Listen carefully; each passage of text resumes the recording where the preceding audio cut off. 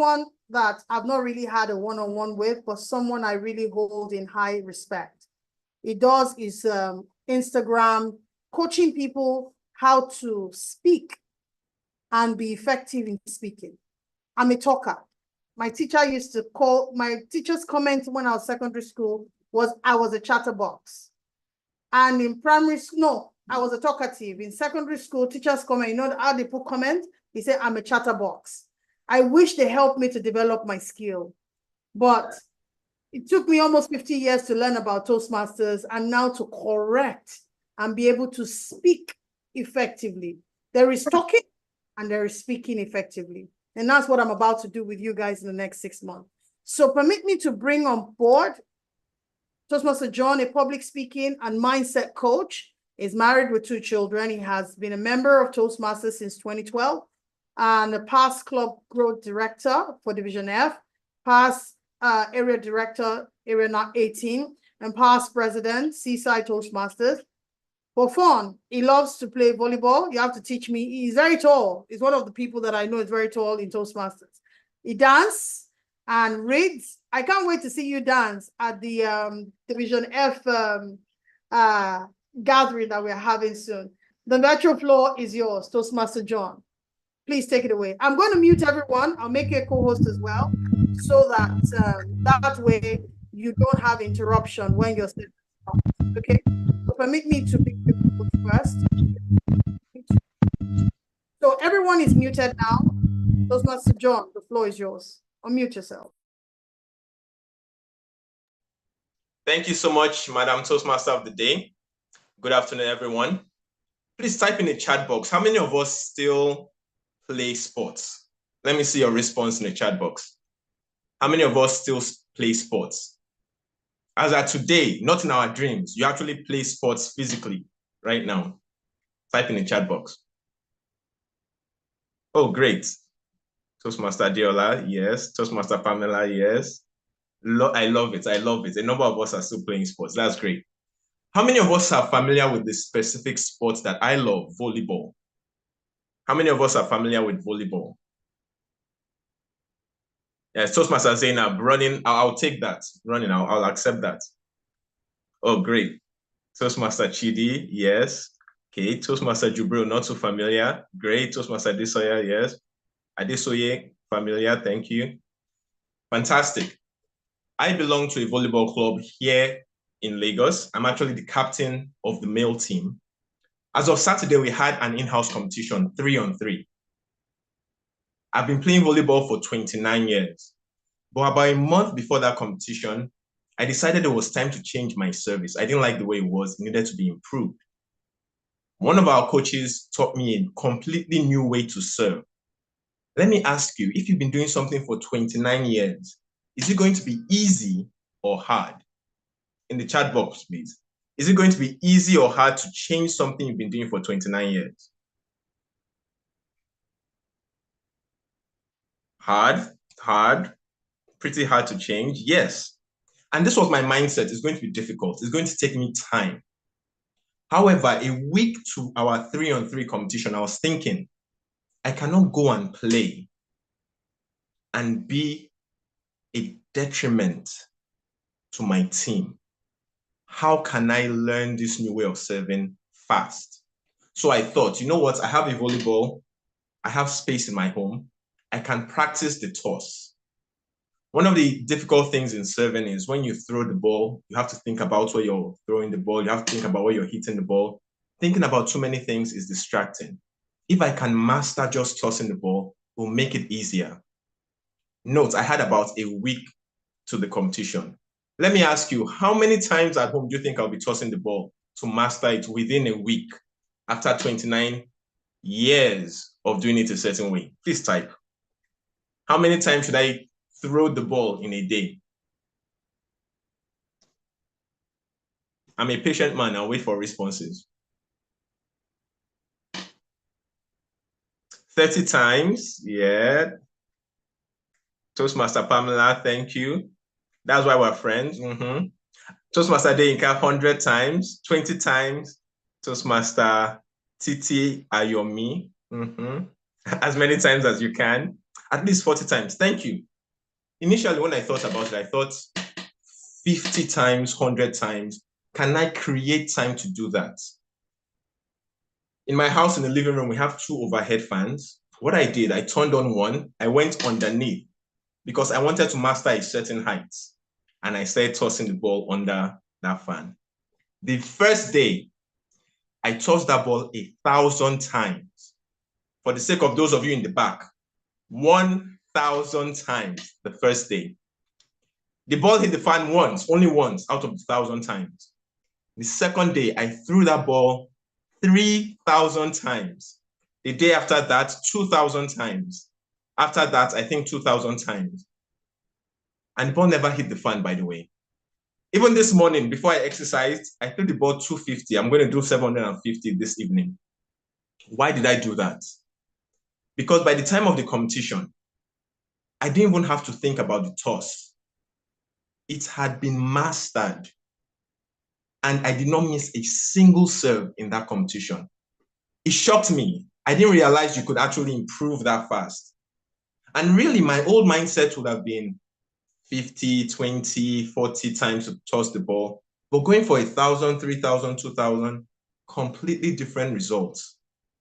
And that's why you and I are here. We're here to master things, master public speaking, master leadership. What does that mean? We need to repeat the process so much that we don't think about it consciously.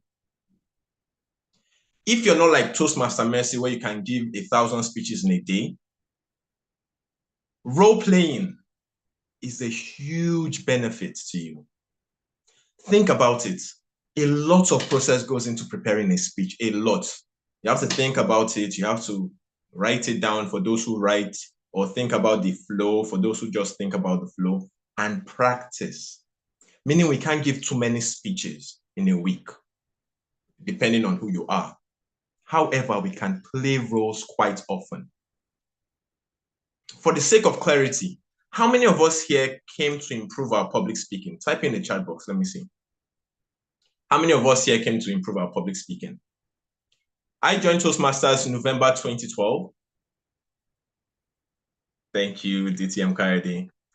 And the reason I joined was I saw a friend that was rehearsing his speech in his car. I was wondering, what's he doing? I approached him and asked, what on earth are you doing? He said, I'm preparing to deliver a speech. I said, why are you preparing to deliver a speech? He said, I just joined the club, Toastmasters, gave me a detail of Toastmasters. I'm speaking on Saturday. Do you want to come? I was free on Saturday. I said, sure, why not? I followed him to Toastmasters. I heard the array of speakers and I was wow. Afterwards, he asked me the question, would you like to join Toastmasters? I said, yes. I didn't go there to improve my public speaking. I didn't go there to improve my leadership. I was wowed with what I saw and I joined. Here's the interesting thing though. I paid, I showed up for meetings, but I did not speak. Let me repeat that. I paid, I showed up for meetings, but I did not speak. Why is that? Because I looked at the people in front and I thought, these people are so good that if I go up there to speak, I cannot compare to the quality I see. And I stayed behind. It may sound foolish to some of you, but to some of us, it makes a lot of sense. We're thinking, what would we look like? How would they see us? And for me, I did not match up. I believe this went for 6 months plus until finally it clicked. I have paid, I am here, and the only way to get better is by taking action. Do you know what I did from that day? From that day, I gave myself a boundary, and I recommend you do the same. I gave myself a boundary. One, I said, I will show up to as many meetings as feasible. 2, every single meeting I'm showing up to, I'm going to speak. And 3, if possible, I will speak the most at that meeting. From that day moving forward, if the role of Toastmaster of the day was available, I signed up for that role. I did not miss a meeting unless something very important popped up that warranted I missed that meeting. And I have been doing that ever since, and the results have been incredible. I'm going to briefly touch on the different roles that we have at our clubs and let us know that just like me, you also can play any of the roles. And I'll start from that role that I started with, Toastmaster of the Day. What is Toastmaster of the Day? How do we play? I usually tell people, Toastmaster of the Day, for me, easiest role, and people laugh. I usually say it at most of the meetings that I anchor as the Toastmaster of the Day, and people laugh. But this is the question I'm going to ask you. How many of us here can read? In the chat box, please. How many of us here can read?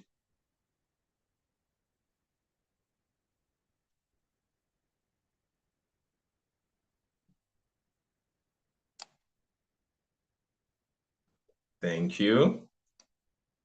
More responses? Thank you. Great. I think all of us can read. And let me say this, once you can read, you can play the role of Toastmaster of the Day. Let me give you time to assimilate what I just said. Once you can read, you can play the role of Toastmaster of the Day. Usually, what is prepared? We have the agenda. The Toastmaster of the Day, depending on your club, may be responsible for preparing the agenda. It may be the Vice President Education, or they may collaborate to prepare the agenda. The Toastmaster of the Day needs to be familiar with the agenda because you're going to take people through that program. You're similar to the MC of an event. However, somewhere I feel a lot of people get it wrong is that you are not the highlight of the meeting. You are the spotlight for the highlights of the meeting. What are the highlights of the meeting? Those speaking, prepared speeches, table topics, and other role players. You just make it easy for people to know where we are and where we're going. And if all you can do at the very start is go there, read the introductions, tell them where we are, where we're going, that is okay. But do it as often as you can. It's not going to be 1,000 times in a day. We don't have so many meetings, or maybe not a week, but you can do it numerous times in a week, numerous times in a month. And as you do that, you'll discover, just like me, it's not as scary as I thought it was. You mean this is all you have to do? And then when you get to the level of relaxing, you can start learning to pull from people's speeches and use that as a way of segueing to the next speech, because that helps you connect. You can learn how to either memorize the introductions to introduce people, or read it in such a way that people feel, wow, he's actually saying that from his heart. He believes that, and they want to pay keen attention to the next speaker or the next role player. And then you can experiment. The way I'm so comfortable now tossing the ball, I can experiment with different positions of hitting the ball. But if you have not mastered one level, it's hard to get to the next level. DTM Kaede said something, Toastmasters is self-paced, and it's true, it's self-paced. But there's a way of pacing that will prevent you from growing at the rate you want to grow. Something beautiful about human beings, we forget so quickly. If you speak at such a rate that you've forgotten what you were supposed to learn the previous time before you speak the next time, it's almost like you're wasting time.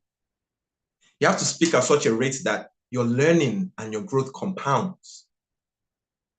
Generally, that means increased frequency. Toastmaster of the Day, know the sequence of the agenda. Check if the time allotted is actually adequate. This comes with experience. This comes with asking questions. You may need to either adjust the timing, reallocate some speeches to next time, or talk to the VPE if that's the person responsible for that.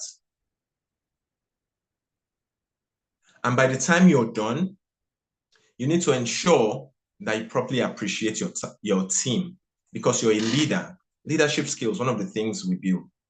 Team work, learning how to build that. At the beginning, as a Toastmaster of the Day, you need to reach out to your different team members, those delivering speeches, the general evaluator, and anyone outside the general evaluator's team. Find out, are they ready? get their introductions, learn to pronounce their names properly, because you're the one that sets the stage for every speaker. Note, you are not the focus. You help the audience focus on who you want them to pay attention to.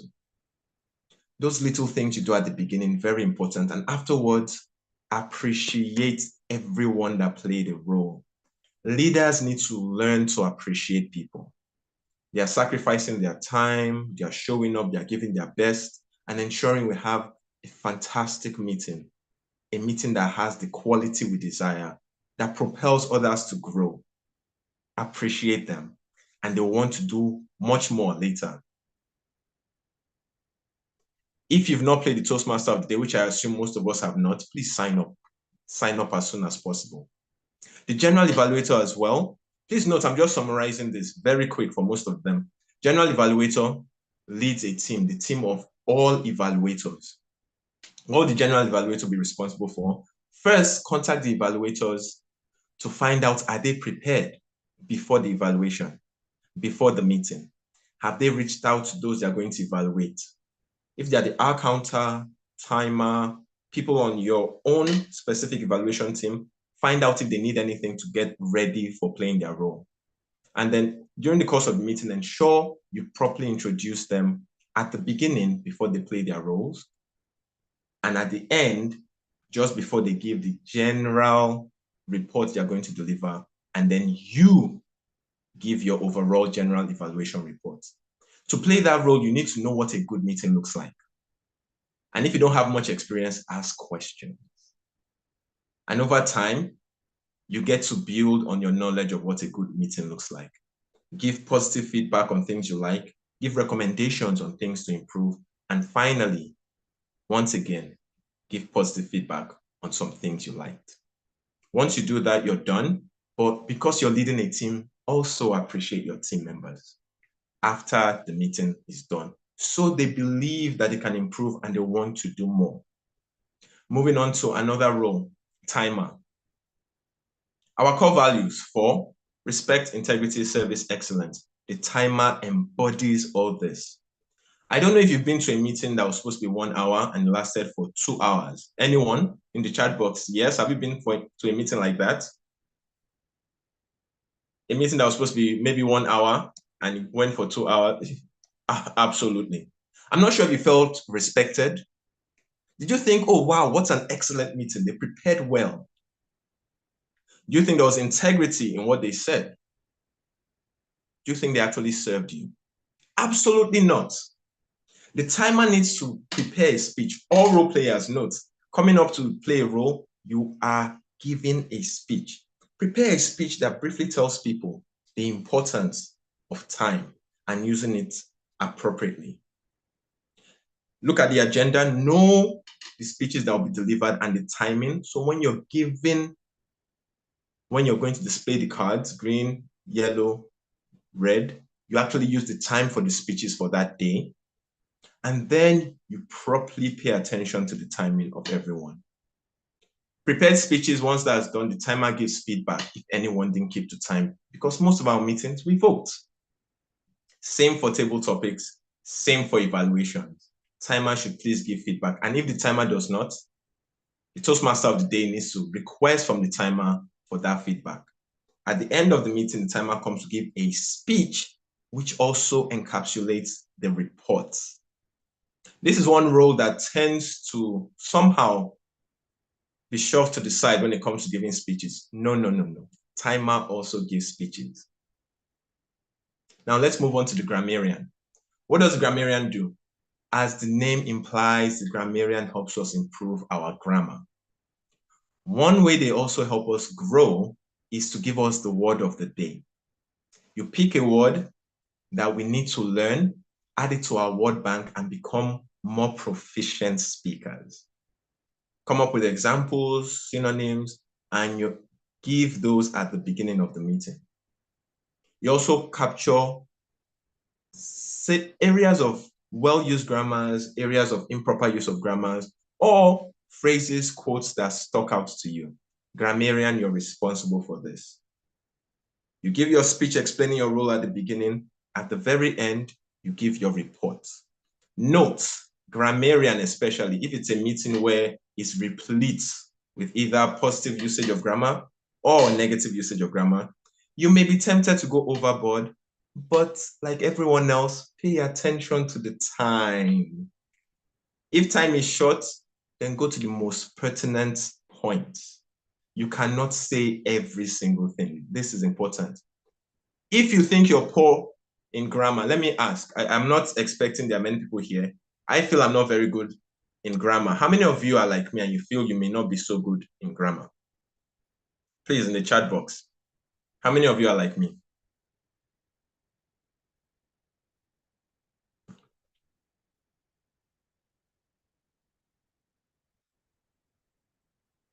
Thank you.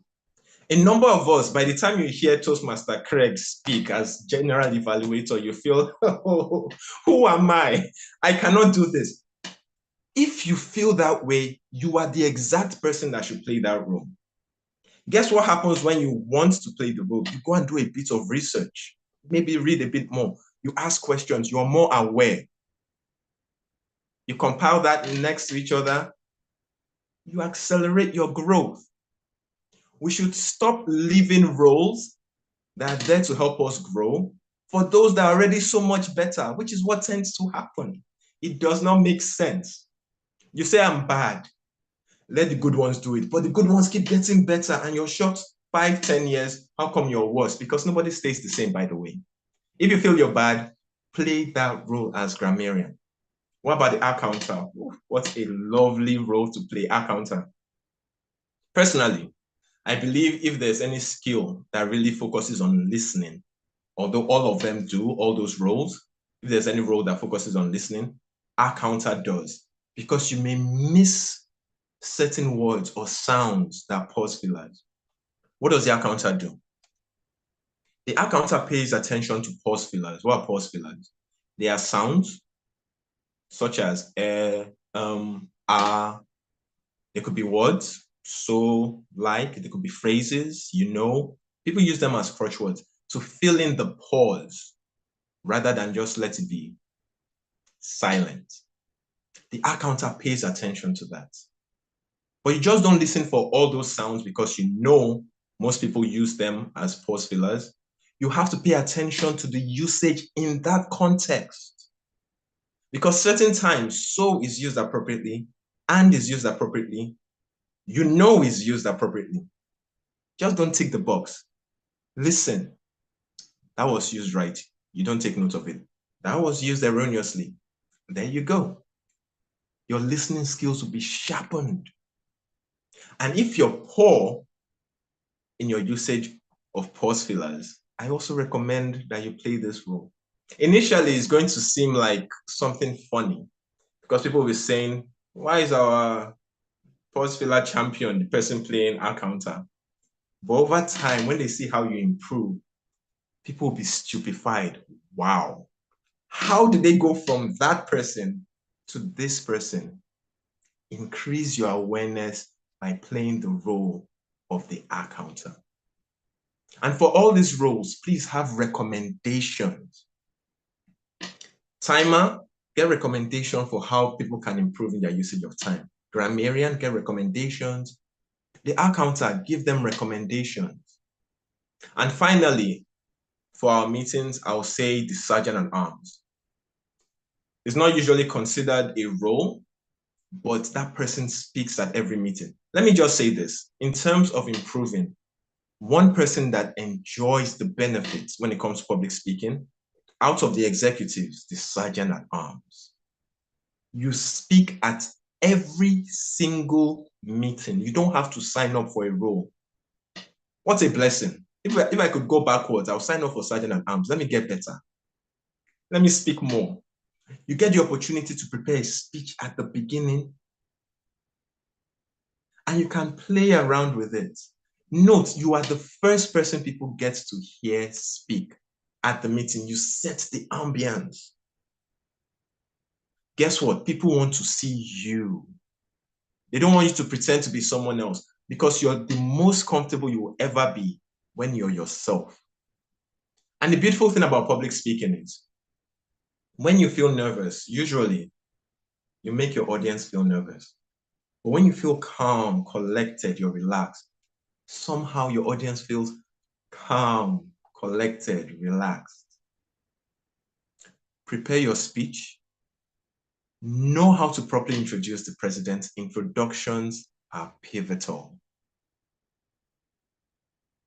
Get comfortable reading, because usually we're going to read the Toastmasters promise, maybe read the pledge or say the pledge. There are a number of things you probably say. And you can now end with a concluding portion of your speech before you hand over to the president.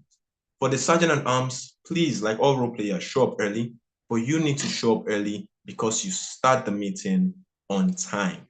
Not late, on time.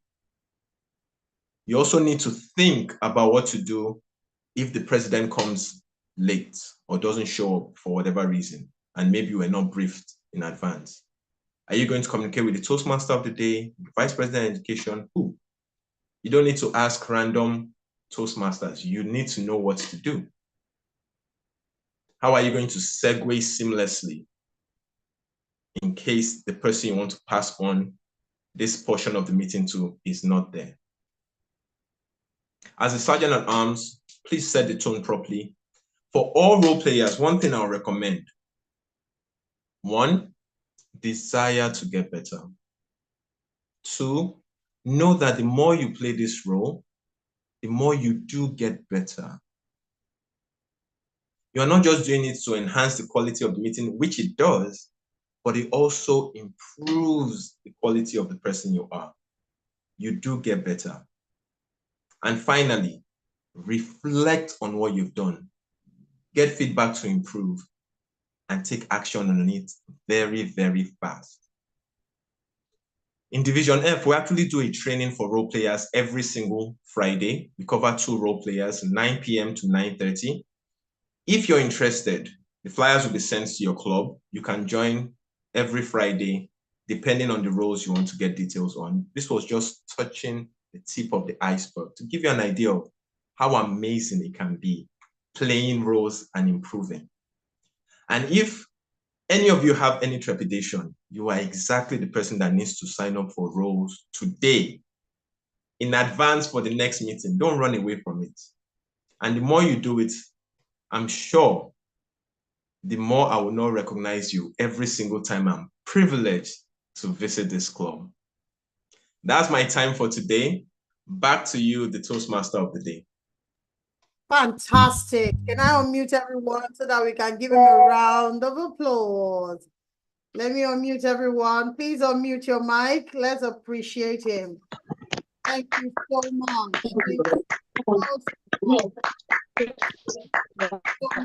Thank you, sir. Now, can I get anybody that has a question? Anyone that has a question for, question at the end, please, what is one thing you have learned from playing roles? What did you learn from a session? One quickly, let's quickly do that.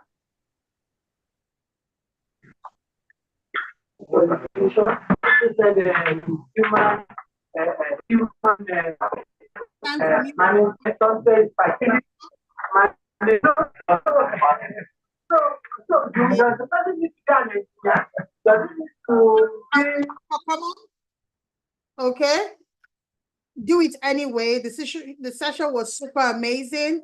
I want one thing that you learned from Toastmaster John's session. I have to wrap up this session in another. Okay, play a role in every meeting. Practice, practice, and practice. Please kindly permit me to excuse. Okay, type consult. You're going to miss out. I hope you're not a member that needs to be assigned a mentee. I need to appeal to you. I learned not to shy away from roles, take up roles and improve. Thank you so much.